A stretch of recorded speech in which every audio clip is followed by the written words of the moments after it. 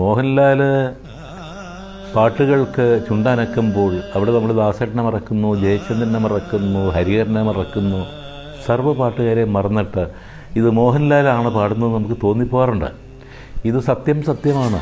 MG ശ്രീകുമാറിൻ്റെ sound മോഹൻലാലിൻ്റെ സൗണ്ടാണെന്ന്. കാരണം മോഹൻലാലാണോ ഇത് പാടുന്നത് സിനിമയിൽ? എവിടെയൊക്കെ ക്യാമറ വയ്ക്കായിരുന്നു എന്ന് തോന്നിയിട്ടുണ്ടായിരുന്നു. പക്ഷേ മോഹൻലാൽ ആയതുകൊണ്ട് ഒറ്റ ഷോട്ടിൽ ക്യാമറ കൊണ്ട് കോസി വെച്ച് കൊടുത്തു ആ ലിപ്പ് കിട്ടാനായിട്ട്. ഒരാൾ താടി വടിക്കുന്നതിന് ഒരു ബ്രാൻഡിങ് നടക്കുമ്പോൾ മമ്മൂക്കയുടെ ഒരു വൈറ്റ് ഷോട്ട് ആയിരിക്കും വെക്കുന്നത്. അങ്ങനെ ക്ലോസ് അപ്പ് ഷോട്ട് ഡയറക്ടേഴ്സ് വെക്കാറില്ല. അങ്ങനെ പറയുന്ന അല്ലെങ്കിൽ അത് മാത്രമായിരുന്നു. പക്ഷെ ഇവർ ഒരുമിച്ചൊരു സിനിമയിലേക്ക് വന്നപ്പോൾ ഭയങ്കര ഒരു ട്രോള്. നടി മോനിഷ എന്ന് നമുക്കറിയാം.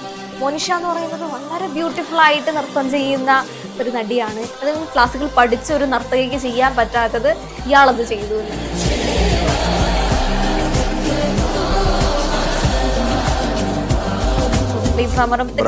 ക്ലൈമാക്സ് രംഗത്തിലെ ആ ഒരു പട്ടിക്കുഞ്ഞ് എടുത്തോണ്ട് പിന്നെ ഈ ലോഡ്ജ് വെച്ച് പിടിക്കുന്ന ഒരു രംഗം ഇല്ലേ, എന്ന് വെച്ചാൽ സ്വന്തം അച്ഛനാണ് പെങ്ങളെ എങ്ങനെ കൊണ്ടുവരുന്ന ഒരു ട്രോള് കിട്ടിയിട്ടുള്ളതിൽ മമ്മൂക്കയ്ക്ക് തന്നെയാണ് ഈ വല്യേട്ടൻ.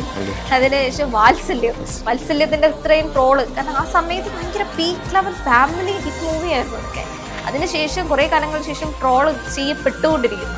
പക്ഷെ എന്നാലും ലാലേട്ടൻ ഞങ്ങളുടെ സിനിമ നോക്കിയെടുക്കാൻ പറ്റുന്നില്ല, ട്രോൾ ചെയ്യാനുള്ള അവസരം കിട്ടുന്നില്ല.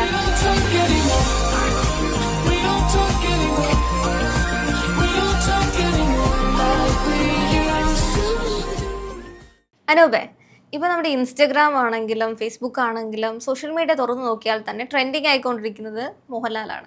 അതിനകത്ത് തന്നെ താടി പഠിക്കുന്ന മോഹൻലാൽ ട്രെൻഡിങ് ആവുന്നു. അതോടൊപ്പം തന്നെ പണ്ട് കാലങ്ങളിൽ ചെയ്ത് വെച്ചിട്ടുണ്ടായിരുന്ന വീഡിയോസ് ഒക്കെ വീണ്ടും ട്രെൻഡിങ് ആയിക്കൊണ്ടിരിക്കുന്ന ഒരു സമയമാണ്. അതിനകത്ത് തന്നെ ഇപ്പോഴത്തെ ഈ അടുത്ത കാലത്ത് മില്യൺസ് ഓഫ് വ്യൂസ് പോയിട്ടുള്ള ഒരു വീഡിയോ ആണ് ലിപ്സിംഗിനെ പറ്റിയിട്ടുള്ളത്. അതെ, രവീന്ദ്രൻ മാസ്റ്റർ പറയുന്നത്. അതേപോലെ തന്നെ ഒരുപാട് മ്യൂസിക് ഡയറക്ടേഴ്സ് ഒക്കെ ശ്രീകുട്ടൻ, അതേപോലെ MG ശ്രീകുമാർ പറയുന്നുണ്ട്. അങ്ങനെ ഇവരൊക്കെ നേരത്തെ JB ജംഗ്ഷനിലൊക്കെ പറഞ്ഞിട്ടുള്ള വീഡിയോസ് ആണ് ഇതൊക്കെ. പണ്ടത്തെ വീഡിയോസ് ആണ്. ഇതൊക്കെ ഇങ്ങനെ ചേർത്ത് വെച്ചിട്ട് ഇപ്പൊ മില്യൺസ് ഓഫ് വ്യൂസ് ഒരു കാര്യമാണ് ഈ ലിപ്സിംഗ് എന്ന് പറയുന്നത്. മലയാളത്തിൽ മറ്റൊരു നടനില്ലേ, നമുക്ക് ഈ ഇത്രയധികം ക്ലാസിക്കൽ സോങ്ങുകൾക്കൊക്കെ ലിപ്സിംഗ് ഉള്ള മറ്റൊരു നടനില്ലേ? എല്ലാവരും പറയുന്നു ക്ലോസപ്പ് ഷോട്ടിൽ അവർക്ക് അത് എടുക്കാനുള്ള ധൈര്യം വേണമെങ്കിൽ അതൊരു മോഹൻലാൽ ആയിരിക്കണം എന്നുള്ളത്. ഉറപ്പായിട്ടുണ്ട്. കാരണം മോഹൻലാൽ പാടുമ്പോൾ രവീന്ദ്ര പക്ഷെ പറഞ്ഞ പോലെ നമ്മൾ ജയചന്ദ്രനെ മറക്കുന്നു, ദാസേരനെ മറക്കുന്നു.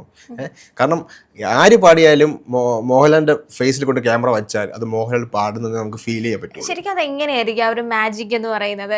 കാരണം MG ശ്രീകുമാറിന്റെ വോയിസ് നമുക്കറിയാം, അത് മറ്റൊരു മോഡുലേഷൻ ഓഫ് വോയിസ് ആണ്. ഈ പറയുന്ന ചന്ദ്രമണി സന്ധ്യകളുടെ ആ ഒരു സോങ്. അതുപോലെ തന്നെ ദാസേട്ടന്റെ വോയിസ് മോഡുലേഷൻ എന്ന് പറയുന്നത് കുറച്ചുകൂടെ ഒരു ഗാംഭീര്യം ഉള്ളൊരു സൗണ്ടാണ്. ഈ രണ്ട് ഡിഫറെന്റ് ഓഫ് അല്ലെങ്കിൽ ഈ വോയിസ് മോഡുലേഷൻസ് ഇതെല്ലാം ഈ ഒരു മനുഷ്യനിൽ തന്നെ ഈ ഫോക്കസ് കൊണ്ടുവന്ന് അങ്ങനെയൊക്കെ വെക്കുമ്പോൾ എങ്ങനെയാണ് സെറ്റ് ആവുന്നത്? ഒട്ടുമിക്ക മലയാളികളും ആദ്യമൊക്കെ അവർ മനസ്സിലാക്കിയെന്ന് പറഞ്ഞാൽ MG ശ്രീകുമാറിന്റെ സൗണ്ട് മോഹൻലാലിന്റെ സൗണ്ടാണെന്ന്. കാരണം മോഹൻലാലാണോ ഇത് പാടുന്നത് സിനിമയിൽ? കാരണം പക്ക എന്ന് പറഞ്ഞാൽ പാട്ട് പാടുന്നത് മോഹൻലാൽ എന്ന് നമുക്ക് തോന്നിപ്പോവും. അത് അവിടെയാണ് വിജയം. അവിടെയാണ് കോംബോ. നമുക്ക് ഇപ്പൊ എനിക്കും തോന്നിയിട്ടുണ്ട്. ഞാൻ കൊച്ചിയിലായിരുന്നപ്പോൾ മോഹൻലാൽ പാട്ട് പാടിയൊക്കെ അഭിനയിക്കുന്നത് ഞാൻ ഇങ്ങനെ ചോദിച്ചിട്ടൊക്കെ ഉണ്ടായിരിക്കണം. അങ്ങനെ ഒട്ടുമിക്ക എല്ലാവർക്കും തോന്നിയിട്ടുണ്ടാവണം.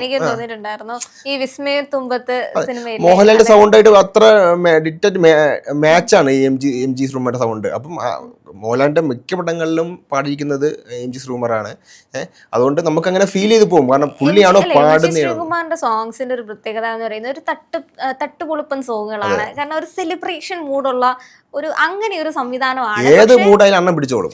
അതാണ് നമ്മൾ കൂടുതലായിട്ടും ഈ ആഘോഷിക്കുന്ന ഒരു വൈബിലുള്ള അത്തരം സോങ്ങുകളാണ്. പക്ഷെ അതിൻ്റെ എന്ന് പറഞ്ഞാൽ തന്നെ ഒരു ഹൈപ്പിച്ച സാധനമാണ്. കാരണം നമുക്കത് ഒറ്റ സ്ട്രെച്ചിലൊന്നും അങ്ങനെ കൊണ്ടുപോയി പാടാൻ പറ്റില്ല. എവിടെയെങ്കിലും ഒക്കെ ഒരു ലിപ്സിംഗ് പോകാനുള്ള ചാൻസ് ഉള്ള സോങ്ങുകളാണ്. പക്ഷെ ദാസേട്ടൻ്റെ എന്ന് പറഞ്ഞു കഴിഞ്ഞാൽ അത് നമുക്ക് കമ്പയർ ചെയ്യാനേ പറ്റില്ല. കാരണം എത്രത്തോളം ഇരുന്ന് പഠിച്ച് അല്ലെങ്കിൽ അദ്ദേഹം പാടുന്ന ആ ഒരു മോഡുലേഷനിലെത്തി ആ ഒരു മുഖഭാവങ്ങളാണെങ്കിലും പിന്നെ ഈ പറയുന്ന ശ്വാസം ചെറിയ ഒരു സൗണ്ട് ഇടർച്ച പോലും ആ ലിപ്പ് പിടിക്കുന്ന അത് നമുക്ക് ഫീൽ ചെയ്യുന്നെങ്കിൽ അവിടെ സ്ക്രീനിൽ കാണുന്നത് മോഹൻലാൽ ആയിരിക്കണം. അതെ, ഈ എല്ലാവർക്കും കണക്ട് ചെയ്യാൻ പറ്റുന്ന ഒരു ചിത്രമാണ് ചിത്രം.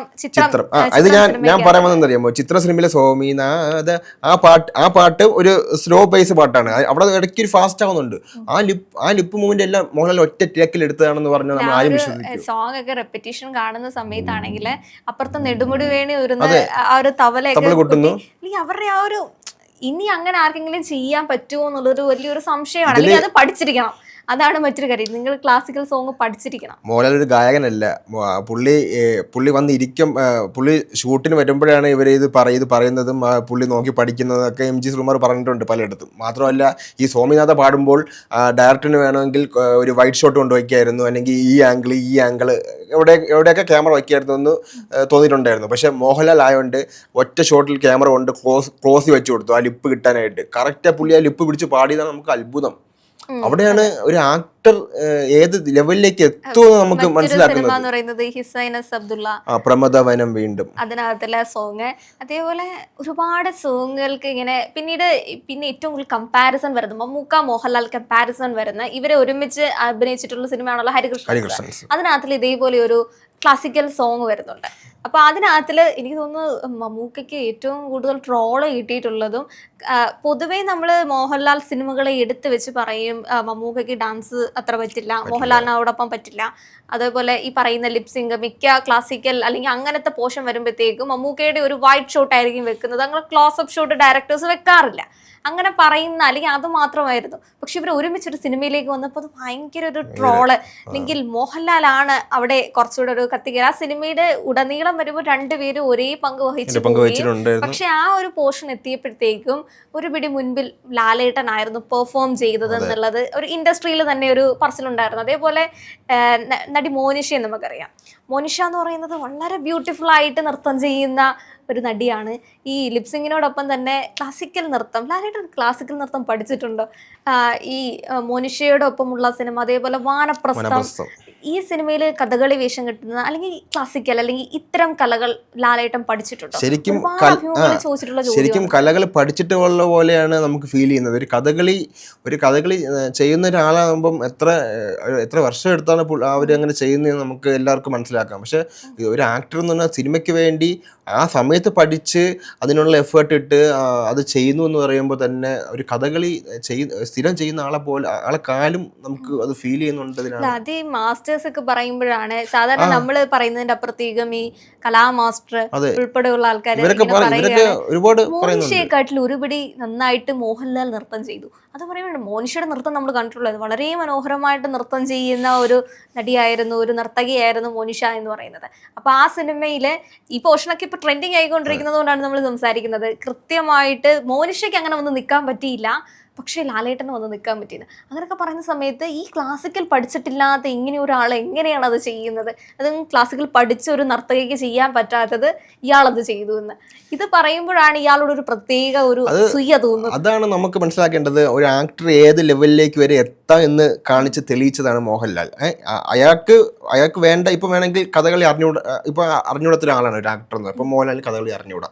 അപ്പോൾ ഒരു സിനിമ ഇങ്ങനെ കമ്മിറ്റ് ചെയ്യാണ്, കഥകളിയാണ്, നമുക്ക് നൃത്തമാണ് ഇതിൻ്റെ പശ്ചാത്തലം, ഇത് ചെയ്യാൻ പറ്റുമോ? അപ്പം ഇത് അറിഞ്ഞൂടാത്ത ഒരാളാണെങ്കിൽ എനിക്ക് ചെയ്യാൻ പറ്റില്ല സാർ എന്ന് പറഞ്ഞ് പിന്മാറാം.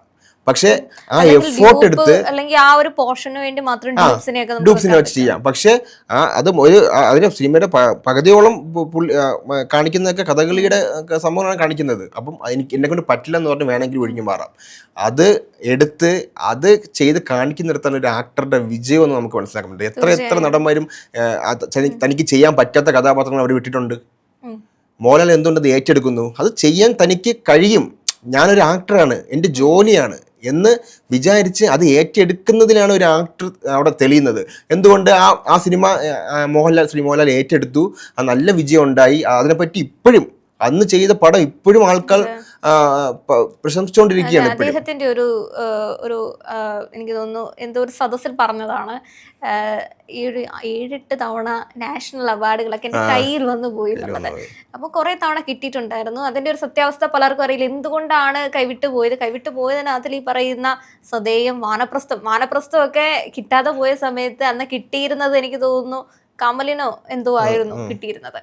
അപ്പോൾ അന്ന് അദ്ദേഹം പറയുന്നൊരു കാര്യം ഉണ്ടായിരുന്നു, ഇതിന് കിട്ടാതെയാണ് എനിക്ക് കിട്ടിയതെങ്കിൽ എനിക്ക് അതിനകത്തിലൊന്നും പറയാനില്ല. കാരണം ആ സിനിമ കണ്ട് എനിക്ക് ഒരു വേൾഡ് ക്ലാസ് സിനിമ നമുക്ക് പറയാൻ പറ്റും. അപ്പൊ ആ സിനിമയ്ക്ക് കിട്ടാതാണ് എനിക്ക് ഈ നാഷണൽ അവാർഡ് കിട്ടിയതെങ്കിൽ ഞാൻ അതിൽ അത്ര തൃപ്തനല്ല എന്ന്. അപ്പൊ ഈ 7-8 തവണയൊക്കെ ഒരു മനുഷ്യന് കിട്ടാതെ കൈ വന്ന് ജൂറി പരാമർശിച്ചിട്ടുണ്ടായിരുന്നു. പ്രധാന കാര്യം എന്ന് പറഞ്ഞാൽ ഒരു നടനെ നമുക്ക് 4-ൽ കൂടുതൽ തവണ അടുപ്പിച്ച് അവാർഡ് കൊടുക്കാൻ പറ്റില്ല. അതായിരുന്നു ഈ പറയുന്ന നിയമം എന്ന് പറയുന്നത്. ആ ഒരു പ്രശ്നം കൊണ്ടാണ് മോഹൻലാലിന് ആ വർഷങ്ങളിൽ ഈ പറയുന്ന അവാർഡ് കിട്ടാതെ കൊടുക്കാനുണ്ടെങ്കിൽ ആ വർഷത്തിൽ എല്ലാ വർഷവും മോഹൻലാൽ അടുപ്പിച്ച് വാങ്ങണം. അമ്മാതിരി പെർഫോമൻസ് ആണ് ആ വർഷങ്ങളിലെല്ലാം കാഴ്ചവെച്ചിട്ടുള്ളത്. ഓരോ ഡിറ്റോ മാറിയാണ്, ഓരോ ക്യാരക്ടർ മാറി മാറി വരികയാണ്. ഒരു വൃദ്ധനായും അതേപോലെ ഒരു കഥകളിക്കാരനായും പിന്നെ ഒരു സാധാരണക്കാരനായും പിന്നെ ഒരു മാസ്, അങ്ങനെ എത്ര വേഷങ്ങളാണ് ഒരു വർഷത്തിൽ എത്ര വേഷങ്ങളാണ്. അതേപോലെ തന്നെ മറ്റൊരു കാര്യമാണ്, ഏറ്റവും കൂടുതൽ കേരളത്തിലെ ജയിലുകളിൽ കിടന്നിട്ടുള്ള ഒരാള് മോഹൻലാലാണ്. അത് മോഹൻലാൽ തന്നെ പറഞ്ഞു, ഒരു ഇതിനകത്ത് പറഞ്ഞു. അതിനകത്തിൽ എനിക്ക് തോന്നുന്നു ഈ മനുഷ്യൻ ഇതൊക്കെ വളരെ ഇമോഷണലി എടുക്കുന്നുണ്ട്. കാരണം ഒരു അഭിനേതാവെന്ന നിലയിൽ, അല്ലെങ്കിൽ അഭിനേതാവിന്റെ അപ്പുറത്തേക്കും ഇപ്പൊ ഞാൻ അവിടെ പോയി അഭിനയിച്ചു തിരിച്ചു വരുന്നു, അതിൻ്റെ അപ്പുറത്തേക്കും അവിടുത്തെ ഒരു അന്തരീക്ഷം, ഈ കണ്ണൂർ ജയിലിൽ ഒരാളെ ഒരുമിച്ച് തൂക്കാൻ പറ്റുന്നത് ആ സിനിമയുമായി ബന്ധപ്പെട്ടൊക്കെ പറയുന്ന സമയത്ത്, അല്ലെങ്കിൽ ഇതിനെയൊക്കെ ഈ മനുഷ്യൻ, എനിക്ക് തോന്നുന്നു അയാളുടെ ജീവിതത്തിലെ ആ ഒരു വിജയത്തിലേക്ക് നയിക്കാൻ കാരണം ഇയാളുടെ അത്ര ചിന്താഗതികളായിരിക്കാം. ഇവര് സിനിമയുടെ പിറകെ സഞ്ചരിച്ച് ഇവർ കുറെ കാര്യങ്ങൾ പഠിച്ചിട്ടുണ്ട്, പലയിടത്തും പോയി ഇവർ ഓരോരുത്തരിൽ ഒരു ജീവിതം പഠിച്ചവരാണ് ഇവർ. കാരണം ചില റിയൽ ലൈഫ് ഇൻസിഡൻസ് ഒക്കെ ഇവർ സിനിമയാക്കുമ്പോൾ ഇവർക്ക് തന്നെ മനസ്സിൽ ഒരു ഇതൊക്കെ തോന്നിയേക്കാം, അയ്യോ എനിക്കത് ചെയ്യാൻ സാധിച്ചല്ലോ, അല്ലെങ്കിൽ അവരുടെ ജീവിതത്തിൽ അവർ കിടക്കേണ്ട, ഇപ്പം ഒരു കുറ്റക്കാരനല്ലാതെ ഒരു ജയിലിൽ കിടക്കേണ്ട അവസ്ഥ, ഒരു നടനായിട്ട് അഭിനയിക്കുമ്പോൾ ഉള്ള ഒരു ഇതില്ലേ, അതൊക്കെ ഇവരുടെ ലൈഫിൽ പലപ്പോഴും കടന്നു വന്നിട്ടുണ്ട്. ആ വിഷമങ്ങളൊക്കെ ഓരോ ഇന്റർവ്യൂസിലായെങ്കിലും ഇപ്പൊ ഓരോ സ്റ്റേജിലായിരിക്കും മോഹൻലാൽ ഷെയർ ചെയ്യുന്നുണ്ട്. അതൊക്കെ കേൾക്കുമ്പോൾ തന്നെ നമുക്ക് ഒരു സിനിമ കഥാപാത്രം എന്ന് പറയുന്നത് സേതുമാധവൻ. ഒരുപാട് ഇമോഷണലി ലാലേട്ടൻ അതിനെ പറ്റി സംസാരിക്കാൻ നമ്മൾ കേട്ടിട്ടുണ്ട്. സേതുമാധവനെ പറ്റിയിട്ട് അതേപോലെ സദേയം, വാനപ്രസ്ഥം എന്നൊക്കെ പറയുന്നത് മറ്റൊരു തലത്തിലാണ് ലാലേട്ടൻ കണ്ട് സംസാരിച്ചിട്ടുള്ളത്. എന്ന് വെച്ചാൽ ആ ഒരു കല എന്ന രീതിയിൽ അതിന്റെ ഒരു പരമോന്നത നിലയിലൊക്കെയാണ് പുള്ളി സംസാരിച്ചിട്ടുള്ളത്. പക്ഷെ ഇതൊക്കെ കുറച്ചുകൂടി ഇമോഷണലി എടുത്ത് അങ്ങനെ സംസാരിക്കുന്നതായിട്ട് തോന്നിയിട്ടുണ്ട്. ഇത് എനിക്ക് തോന്നുന്നു ലാലേട്ടൻ ഇതിനെപ്പറ്റി സംസാരിച്ചതിന് ശേഷമാണ് വീണ്ടും ഈ സിനിമ വീണ്ടും പോയി കാണുന്നത്. ഇതിനകത്തിൽ ഇങ്ങനെ ഈ ഒരു അവർ പറയുന്ന കഥ നമുക്ക് കണ്ടിട്ട് അതിന് നമ്മൾ വീണ്ടും കാണാം, ഓ ഇങ്ങനെ ആയിരുന്നല്ലേ ഇത്, ആ ജയിലിൽ കിടക്കുമ്പോൾ അങ്ങനെ ആ സമയത്ത് അവിടെ ഒരാളെ തൂക്കിക്കൊല്ലാൻ വിധിച്ച് അങ്ങനെയൊക്കെ ആയിരുന്നല്ലേ, നമുക്ക് അങ്ങനെ തോന്നിപ്പോ, നമ്മൾ പെട്ടെന്ന് ഇമോഷണൽ ആയിപ്പോ. ശരിക്കും മലയാളത്തിലെ ഒരു ഈ ലാലേട്ടന്റെ സിനിമകളുടെ മറ്റൊരു പ്രത്യേകതയായിട്ട് എനിക്ക് തോന്നിയിട്ടുള്ളത് വീണ്ടും കാണാൻ തോന്നില്ല, റിപ്പറ്റീഷൻ വരെ ഇല്ലാഞ്ഞിട്ടല്ല, പക്ഷെ എന്തോ സദൈവമാണെങ്കിലും ഭ്രമരം, തന്മാത്ര, ഇതൊക്കെ തന്മാത്രയൊക്കെ ഞാൻ ഒരു തവണ ഇപ്പോഴും ആൾക്കാർ പറയുന്നുണ്ട് തന്മാത്ര ഒന്നും രണ്ടാമത് കാണാനേ പറ്റത്തില്ല, ഇപ്പോഴും ആൾക്കാർ കാണുന്നില്ല തന്മാത്ര. അതിന്റെ തുടക്കം തുടങ്ങുന്നതും പിന്നെ ഞാൻ കണ്ടിട്ടുള്ളത് ഈ സോഷ്യൽ മീഡിയയിലൊക്കെ ചില ക്ലിപ്പിംഗ്സ് ഒക്കെ ഉണ്ടല്ലോ, അത് മാത്രമേ കണ്ടിട്ടുള്ളൂ. പിന്നീട് സിനിമയിൽ ഏറ്റവും കൂടുതൽ ഈ ഏഷ്യാനെറ്റ് മൂവീസിനകത്തിൽ തന്മാത്ര ഇടയ്ക്കിടയ്ക്ക് ഇടും, അത് കാണുമ്പോഴേ സ്കിപ്പ് അടിച്ച് വേറെ ഏതെങ്കിലും സിനിമയിലേക്ക് പോകും. അതാണ് ചെയ്യുന്നത്. എനിക്ക് തോന്നുന്നു മോഹൻലാൽ പോലും രണ്ടാമത് ഈ സിനിമകൾ വീണ്ടും കാണുമോ എന്നുള്ള സംശയം. സത്യം പറഞ്ഞാൽ ഞാൻ കണ്ട, ഞാൻ ഇപ്പോഴും കാര്യം, ഞാൻ ഇടയ്ക്ക് ഭ്രമരം ഇടയ്ക്ക് ടിവിയിൽ വീട്ടിൽ പോയപ്പോൾ ടിവിയിൽ ഇത്രയധികം ഇറിറ്റേഷൻ ഉണ്ടാക്കിയ മറ്റൊരു മൂവി എനിക്ക് ഉണ്ടായിരുന്നില്ല. ഈ ഭ്രമരത്തിന്റെ അവസാന ക്ലൈമാക്സ് രംഗത്തിലെ ആ ഒരു പട്ടിക്കുഞ്ഞിനെ എടുത്തുകൊണ്ട് ഒരു കാര്യം പറയുന്നുണ്ട്, എൻ്റെ മോളുടെയാണ് നിങ്ങൾ എടുത്തോന്ന് പറഞ്ഞു. അതൊക്കെ ഭയങ്കര ഇമോഷണലായിട്ട് പുള്ളി ചെയ്തു വെച്ചേക്കെന്ന് പറയുമ്പോൾ സത്യം പറഞ്ഞാൽ നമുക്ക് തന്നെ ഒരു പുള്ളി അഭിനയിക്കുകയാണോ അതോ നമുക്ക് ആ റിയൽ ലൈഫിൽ സംഭവിക്കുന്ന അതുപോലെ നമുക്ക് തോന്നിപ്പോവും. അവിടെയൊക്കെയാണ് എന്നെ ഒരു മോഹൻലാൽ ഫാൻ ആക്കിയെന്ന് പറഞ്ഞാൽ കുറെ ചില കഥാപാത്രങ്ങളൊക്കെ ഉണ്ട് കേട്ടോ. കാരണം നമുക്ക് ഇമോഷണലി കണ്ടോ നമ്മുടെ ലൈഫിൽ ഇങ്ങനെ സംഭവിച്ചിരുന്നെങ്കിൽ എന്നൊക്കെ ആലോചിക്കുമ്പോൾ നമുക്ക് തന്നെ മനസ്സിലാവും ഇത് കണക്ട് ചെയ്യാൻ പറ്റുന്നുണ്ട്. എനിക്ക് ഏറ്റവും കൂടുതൽ കണക്ട് ചെയ്ത് ഈ സേതുമാധവന്റെ തന്നെ ഒന്ന് ആലോചിച്ച് നോക്കൂ. അത്രയും ഒരു നല്ല ഫാമിലി ലൈഫായിട്ട് നിൽക്കുന്ന ഒരു മനുഷ്യൻ, ചുറ്റും എല്ലാം ഉണ്ട് അയാൾക്ക്. ഒരു നല്ല ഇനി പുതിയൊരു കുടുംബജീവിതത്തിലേക്ക് കടക്കാനുണ്ട്, അച്ഛനുണ്ട്, അമ്മയുണ്ട്, പെങ്ങളുണ്ട്. അതെ, അങ്ങനെ ഒരു അവസ്ഥയിൽ നിൽക്കുന്ന ഒരു മനുഷ്യൻ സാഹചര്യം കൊണ്ട് പെട്ടെന്നൊരു കൊലപാതകമായി മാറുന്നു. സ്വന്തം അച്ഛനെ തല്ലിയതിന് അച്ഛനെതിരെ കടക്ക് വയ്ക്കാൻ പോയതാണ്, തിരിച്ചു വരുമ്പോൾ എല്ലാം നഷ്ടപ്പെട്ട് അങ്ങനെ ഒരു അവസ്ഥയിലേക്ക് നമ്മൾ അവസാനം ഒരു ഗുണ്ടയെ മാറും. അവസാനം ആളുകൾ ചിന്തിക്കുന്നതാണ് ആ സിനിമയിൽ വലിയൊരു തോട്ടുണ്ട്. ആളുകൾ ഒരാളെ അച്ഛനെ സംരക്ഷിക്കാൻ വേണ്ടി ഒരാളെ റോഡിട്ട് അടിച്ചു, അങ്ങനെ കയ്യബദ്ധം കൊണ്ട് അയാൾ മരിച്ചു. മരിച്ചയാള് ഒരു ഗുണ്ടയായിരുന്നു അവിടുത്തെ. അപ്പം ഇയാൾ കൊല്ലുമ്പം അതിന് മേളിൽ വലിയൊരു ഗുണ്ടയായി ഇയാളെ ആൾക്കാർ ചിത്രീകരിച്ചു. അതിനകത്തൊരു ഇമോഷണൽ സാധനം എന്ന് പറയുന്നത് പിന്നെ ഈ ലോഡ്ജ് വെച്ച് പിടിക്കുന്ന ഒരു രംഗം ഇല്ലേ, എന്ന് വെച്ചാൽ സ്വന്തം അച്ഛനാണ് പെങ്ങളെ എങ്ങനെ കൊണ്ടുവരുന്ന ഒരു എനിക്ക് ആ ഒരു സമയത്ത് ലാലേട്ടൻ കരയുന്ന സമയത്ത് എത്ര ആൾക്കാർ കരഞ്ഞിട്ടുണ്ടാവും. ആ സേതുമാധവനെ നമുക്ക് കണക്ട് ചെയ്യാൻ പറ്റുന്നുണ്ട്. അതിനകത്തിൽ ചില സിനിമകളൊക്കെ വർഷങ്ങൾ കഴിഞ്ഞിട്ട് ട്രോൾ ആക്കുന്നത് കണ്ടിട്ടില്ലേ? ഏറ്റവും കൂടുതൽ ട്രോൾ കിട്ടിയിട്ടുള്ളത് മമ്മൂക്കയ്ക്ക് തന്നെയാണ്, ഈ വല്യേട്ടൻ. അതിനുശേഷം വാത്സല്യത്തിന്റെ ഇത്രയും ട്രോള്, കാരണം ആ സമയത്ത് ഭയങ്കര peak level family hit movie ആയിരുന്നു അതൊക്കെ. അതിനുശേഷം കുറെ കാലങ്ങൾക്ക് ശേഷം ട്രോള് ചെയ്യപ്പെട്ടുകൊണ്ടിരിക്കുന്നു. പക്ഷെ എന്നാലും ലാലേട്ടന്റെ അങ്ങനെ ഒരു സിനിമ നമുക്ക് എടുക്കാൻ പറ്റുന്നില്ല, ട്രോൾ ചെയ്യാനുള്ള അവസരം കിട്ടുന്നില്ല. ഒരുപാട് പേര് പറയുന്നുണ്ട് ഇപ്പൊ അങ്ങനത്തെ സിനിമ ഇറങ്ങുന്നില്ല. ഇപ്പോഴത്തെ സാഹചര്യം അതല്ല. ഇപ്പൊ അങ്ങനെയുള്ള സിനിമകൾ എടുത്താലും ചിലപ്പോൾ ആളുകൾ ഇരുന്ന് കണ്ടെന്ന് വരില്ല. ജനറേഷൻ മാറി. ഇപ്പൊ അന്നത്തെ കൾട്ട് ക്ലാസിക് സിനിമകൾ നമ്മൾ ഇപ്പോഴും ആഘോഷിക്കുന്നുണ്ട്, നാളെയും ആഘോഷിക്കും, ഇനി വരും ദിവസങ്ങളെല്ലാം ആഘോഷിക്കും.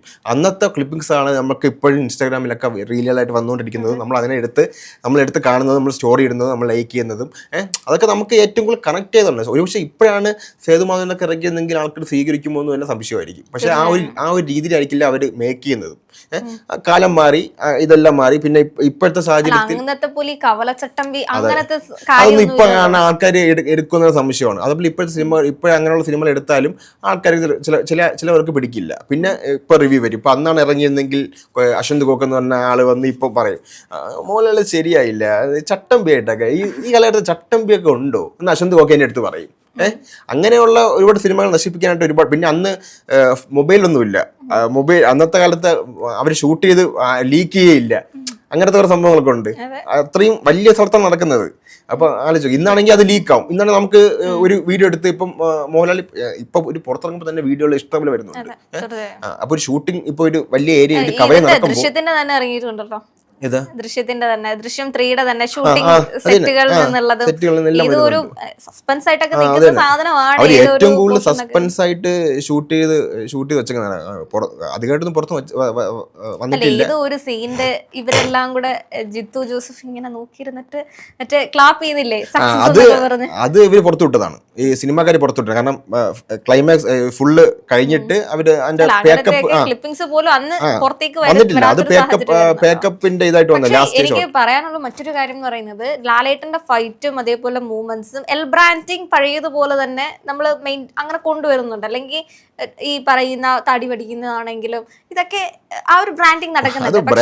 അതിൽ ഏറ്റവും വലിയ വിഷയം ഒരാൾ താടി വടിക്കുന്നതിൽ ഒരു ബ്രാൻഡിങ് നടക്കുമ്പോൾ ഒരു 2 രോമം എടുക്കുന്നതിൽ വരെ നാൾ ഇതിനു മുമ്പ് പറഞ്ഞിട്ടുണ്ടായിരുന്നു, ഈ മനുഷ്യൻ താടി വടിച്ചു കഴിഞ്ഞാൽ ഒന്നുമില്ല, ഇനി എടുക്കത്തില്ലെന്ന് എല്ലാവരും പറഞ്ഞു. എഴുതി തള്ളിയതാണ്. ഇനി പുള്ളി എടുത്തിട്ട് കാര്യമില്ല, എടുത്തിട്ട് ഇനി ഒന്നും ചെയ്യാനില്ല. കാരണം പുള്ളിക്ക് ഇനി ആരെന്ത് പ്രൂവ് ചെയ്യാനാണ്? കാരണം പുള്ളി ഈ വർഷങ്ങളുണ്ട്. ഇനിയും വീണ്ടും വെയിറ്റ് ചെയ്യുന്ന ഒരു കാര്യം എന്ന് പറയുന്നത്, ഇത്തരത്തിലുള്ള ഈ പറയുന്ന ലിപ് സിങ്കിങ് ആയിട്ടുള്ള അങ്ങനെ ഒരു ക്ലാസിക് മൂവി വരികയാണെങ്കിൽ ഈ പറയുന്ന ഹിറ്റുകളുടെ ഒരു കൊടുമുടിയിലേക്ക് വീണ്ടും ലാലേട്ടന്റെ ഒരു പൊൻതൂവൽ കൂടെ, അല്ലെങ്കിൽ തെളിയിക്കാനൊന്നും അല്ലെങ്കിൽ പോലും അങ്ങനെ ഒരു മൂവി, അത്തരം കൂട്ടുകെട്ടുകളൊക്കെ പോയി ഒരുപാട് ആൾക്കാർ മരിച്ചുപോയി. ആ ഒരു കഴിഞ്ഞെങ്കിൽ പോലും പക്ഷെ ഇനിയും പ്രേക്ഷകർ ലാലേട്ടനിൽ നിന്ന് അങ്ങനെ ഒരു സിനിമ, അല്ലെങ്കിൽ അത് സിനിമ പറക്കട്ടെ എന്ന് മാത്രമേ നമുക്ക് പറയാൻ. എല്ലാവരും ആഗ്രഹിക്കുന്നത് അതേപോലത്തെ സിനിമകളാണ് ആഗ്രഹിക്കുന്നത്. ഒരിക്കലും ഇനി അങ്ങനെ ആഗ്രഹിക്കരുത്. കാരണം ആ സിനിമകളൊക്കെ അവിടെ കഴിഞ്ഞു. ഇനി വരുന്നത് പുതിയ ഇപ്പൊ ഞാൻ തുടരും എടുത്തു പറഞ്ഞത് തന്നെ അതൊരു വേറെ ജോണറുള്ള സിനിമയാണ്. അത് മേക്ക് ചെയ്ത രീതി അതൊക്കെ എല്ലാവർക്കും ഇഷ്ടപ്പെട്ടു. അങ്ങനെയൊക്കെ ഉള്ള സിനിമകളാണ് ആൾക്കാർ. പിന്നെ മോഹൻലാൽ മുണ്ട് മടക്കിയാലേ കാണുള്ളൂ, മോഹൻലാൽ മീശ പിരിച്ചാലേ കാണുള്ളൂ, താടി എടുത്താലേ കാണുള്ളൂ. ഇതൊക്കെ ഒരാളുടെ വ്യക്തി സ്വാതന്ത്ര്യമാണ്. അതിലോട്ടൊന്നും ആർക്ക് കൈയെടുത്തുള്ള ഒരു സ്വാതന്ത്ര്യമില്ല. താടി എടുക്കുന്നതൊക്കെ ഒരാളുടെ വ്യക്തി സ്വാതന്ത്ര്യമാണ്. അയാൾ സിനിമയ്ക്ക് വേണ്ടി താടി വെച്ചുകൊണ്ടിരുന്നു. ഇപ്പോൾ അതിന്റെ കാലഘട്ടം കഴിഞ്ഞു, ആ സിനിമ എല്ലാം പൂർത്തിയായി. ഇപ്പോൾ ആ താടി എടുത്തു. ഇപ്പോൾ അടുത്ത് അഭിനയിച്ചുകൊണ്ടിരിക്കുന്നത് തരുമൂർത്തിയുടെ തന്നെ പോലീസ് വേഷമാണ്, ഒരു പോലീസ് ഓഫീസറായിട്ട്. കാരണം ബാബ കല്യാണിക്ക് ശേഷം ഒരു ഫുൾ യൂണിഫോമിൽ പോലീസ് ഓഫീസറായിട്ട് ബാബ കല്യാണി 2.0 അങ്ങനെ ഒരു ഫാമിലി മൂവിയാണ്. പിന്നെ മീര ജാസ്മിനാണ് നായിക. പഴയ കൂട്ടുകെട്ട് വീണ്ടും വരുന്നുണ്ട്. ഇപ്പൊ ഇടയ്ക്ക് നമുക്ക് ഹൃദയപൂർവ്വത്തിൽ ക്ലൈമാക്സിൽ ഒന്ന് വന്നു പോയതാണ്. ഇപ്പം ഇനി അടുത്ത ഒരു നല്ലൊരു കോംബോ തന്നെ തുടരും. ശോഭന മോഹൻലാൽ 2.0 കോംബോയ്ക്ക് നമുക്ക് തിരിച്ചു കൊണ്ടുവന്നു. തുടരും സിനിമയിൽ തരുമൂർത്തിനെ തിരിച്ചു കൊണ്ടുവന്നാണ് മോഹൻലാൽ. കാണാൻ കൊതിച്ച കോംബോ തിരിച്ചു കൊണ്ടുവന്നു. ഇനി അടുത്ത കാണാൻ കൊതിച്ച കോംബോ ആണ് പഴയ മീര ജാസ്മിൻ മോഹൻലാൽ കൂട്ടുകെട്ടിലെ. നമ്മൾ ഇനിയും പ്രതീക്ഷിക്കുന്ന ഒരു കോംബോയും കൂടെ ഉണ്ട്, ഉർവശി മോഹൻലാൽ കോംബോ. അതൊക്കെ ഇനി വരും ദിവസം എന്തായാലും വരുമെന്ന് എനിക്ക് തോന്നുന്നുണ്ട്. കാരണം വരും കാലങ്ങളിൽ കാണാം.